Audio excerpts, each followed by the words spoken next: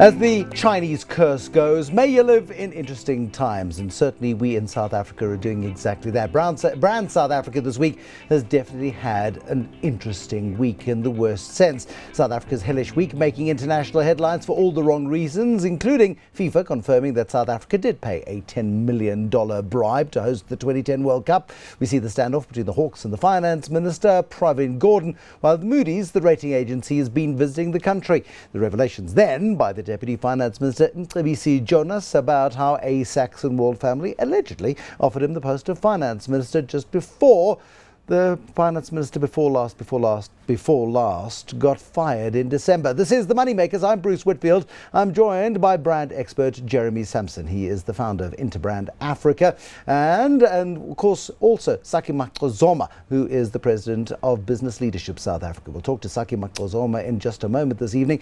But brand South Africa is in tatters or not, Jeremy Sampson? Bruce, the country's in tatters because that means the brand's in tatters. We've had a disastrous time since early December, and it's not getting any better. If anything, it's getting worse. And you know that the way you measure often the equity of a country is by its currency. And look at our currency at the moment. The rand is down against just about everything. And who does that affect? It affects you and me and the citizens of a country. So I'm afraid it's been disastrous. So something has to happen, something's got to give. And I'm glad more and more good people are actually rising up at the moment and say, enough guys, we can't carry on like this. I would argue, and again, you are going to correct me, that brand South Africa has never been at a stronger point of potential. Well, certainly not in the last 2 or 3 years. Anyway, we needed things to break so that we could rebuild and fix. Yes, and you're right, but this is where I'm fed up with people saying we've got to go down before we go up. Well, how much further do we have to go down? This is a wonderful country full of huge potential, full of some very, very good people. The problem is the good people aren't running the country at the moment. Now, again, we each have our bugbears. South Africa's a land of huge potential. That upsets me enormously. Let's just exercise the potential. Saki Macozoma, the president of Business Leadership South Africa. You would like to operate in the background and you like to embark on, if you don't mind me using the term, quiet diplomacy in the corridors of power. But recently we've been seeing you becoming a bit more outspoken on issues of national importance. Saki, give me a sense of it, please, from a Business Leadership South Africa perspective as to where you see our brand, South Africa? I must concur with your guest that it is infuriating because we have such opportunity to build a brand and to have the made in South Africa consciousness out there as good as it can be. But unfortunately, we're squandering the opportunity. I also agree that this is a time for everybody that has a voice to stand up and say what needs to be said, because I think then it does not get pigeonholed and therefore easy to dismiss, as has been the case in our politics in the last few years. Okay, here's your opportunity, here's your platform, Saki Macozoma. What needs to be said? Well, I think actually what needs to be said, we have said in relation to avoiding a downgrade and the kinds of things that we need to do. Pravin, I think, has been saying that quite eloquently, and other people have been saying that eloquently. Our emphasis at business leadership now is what needs to be done. In other words, we need to take every statement that was uttered in relation to the things that we know needs to be fixed and tick each box and say, in relation to state-owned enterprises, we have done the following. In relation to governance at local and national level, we have done the following. In relation to business sentiment, we've done the following. And those things are out there in the public domain. The majority of them actually do not require major ideological or major policy shift. They just need people to do them. Simple as that. Saki, you've got a long political pedigree from the days of the 1970s and the 1980s through the 90s, of course, and then you shifted your focus into business. But you're still very much a political animal at heart, I suspect. When one looks at what has happened to brand ANC, if you like, what's your assessment of that? Yeah, I think all of us are political animals and should be political animals, because the notion that politics can be left to those who make it a full-time occupation is always wrong. Brand ANC is also requires a lot of attention, and I think a lot of commentators of late have been making the point that Brand ANC has to look beyond the current leadership and has got to look beyond the persona of the current president and try and rebuild it. The first thing that they need to do is to rebuild the trust with the population. How does that happen, and there are many Saki? things. There are a lot of simple things, for instance, that need to be done. We are being engulfed by what we feel is a resurgence of racism, for instance. And people have forgotten that when the ANC Youth League, for instance, people were saying to them, stop singing these songs because they actually are fueling the fire of racism in this country. And people have forgotten those kind of things. So they are, again, very basic things. Okay, let me ask you the question. Let me ask you the question straight. Do we need to get rid of the president of the ANC? Does the ANC need to recall Jacob Zuma as leader of the party and thereby the leader of the country sooner rather than later, in your view, Saki? I think it is a prerogative of the members of the ANC and their leadership to do that if they like their brand and they would like them to. Would you like them to do it as somebody with a rich political pedigree? Yeah, that political pedigree says to me that what I may like and what may be possible and practical, may be quite different things. Quite often, and I look, for instance, at the so-called Arab Spring. And what has happened in many societies where there's been regime changes, entire regime changes, not just one person. If you don't think very carefully about what you're going to substitute something with, sometimes you can end up with something that is worse than you thought was ever possible. So I think one needs to be very circumspect. This is not just about Jacob Zuma. This is about a country, and therefore, whatever call of action that we have, we need to consider what will we do in the future of the country. Saki Macozoma, thank you so much for your time this evening. He is the president of Business Leadership South Africa. Jeremy Sampson, I mean, here's a guy with a rich political heritage. Here's somebody who understands the politics of the ANC better than I do. Certainly you may understand it better than I do.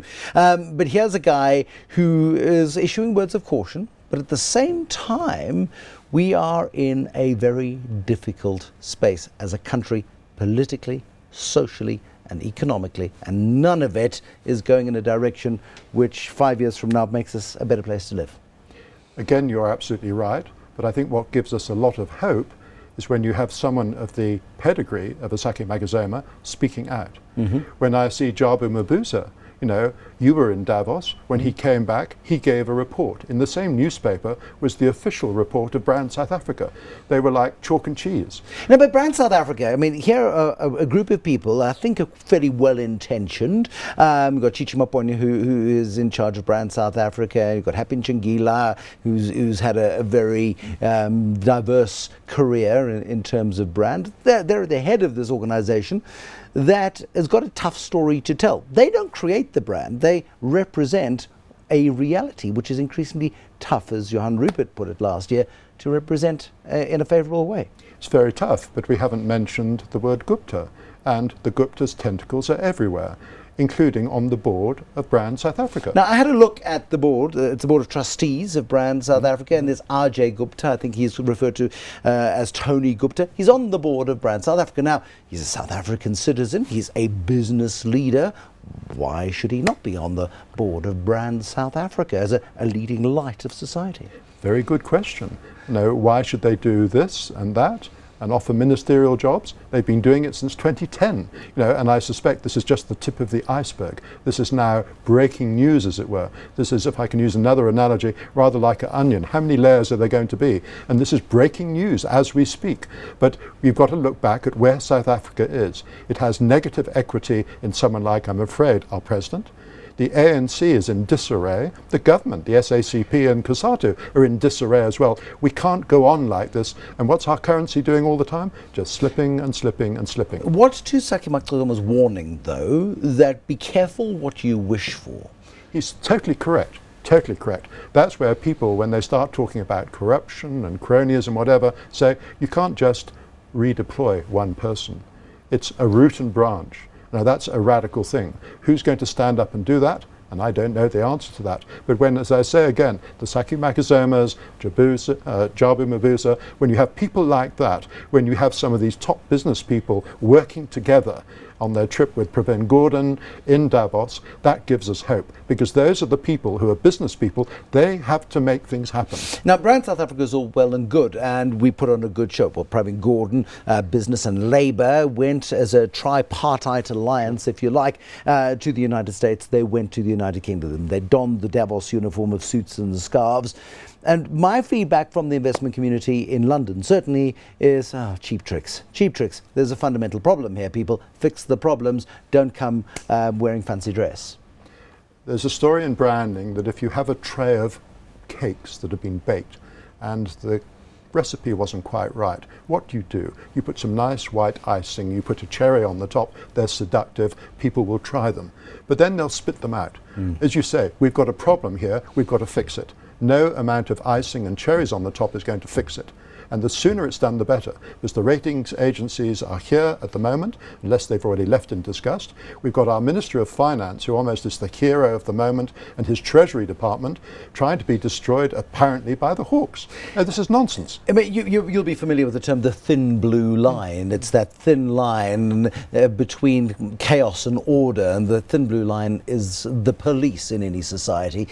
Pravin Gordhan's almost the thin blue line between chaos and order in South Africa, and it's terrifying just how frail that line is, because should he develop a cold or something more serious, who stands between chaos and order then? And that's what scares me in terms of what was the movie title, A Few Good Men. We're in a dangerous place. Well, if you talk of politicians and integrity, for the most part, those two words at the moment don't fit together. But they do fit together if you start talking Treasury. But that's precisely why it is a dangerous place for those who wish to have control of the state. And when you think that there was a minister who was in place for, was it less than 3.5 days? 92 hours. Who goes to an official meeting and takes 2 advisors with him. You know, the brazenness of what's going on. So you know the Treasury Department is under total threat as we speak, until things change at the top. I've not had a single drink of alcohol today. Okay, I just must put this up front here. But I've not been this optimistic about the future of our country, and I get increasingly optimistic the more chaotic it gets. Am I mad? I think all of us have got to be optimistic. You know, we know about the resilience of South Africa, the good things, I say that again, the opportunities. You've got to be optimistic, otherwise you're going to go out and shoot yourself. Well, I'd rather have a drink.